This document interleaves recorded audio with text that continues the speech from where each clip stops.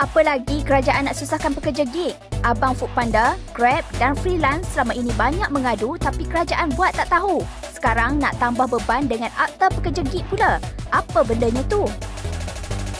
Tahukah anda sebelum ini ratusan ribu golongan pekerja gig seperti e-hailing dan freelance yang menggunakan platform online tidak dianggap sebagai pekerja oleh majikan mereka?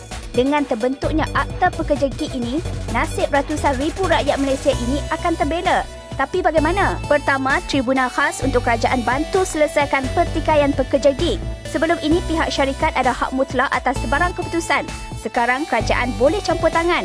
Kedua, perlindungan kepada pekerja yang mana majikan tak boleh lepas tangan sekiranya apa-apa berlaku dan wajib mencarum kepada pengesok. Ketiga, Majlis Perundingan Pekerja Gig akan ditubuhkan bagi menguruskan aduan upah yang tidak adil.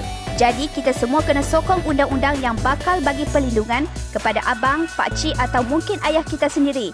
Cuba tag kenalan anda yang kerja gig, tanya dia setuju atau tak setuju.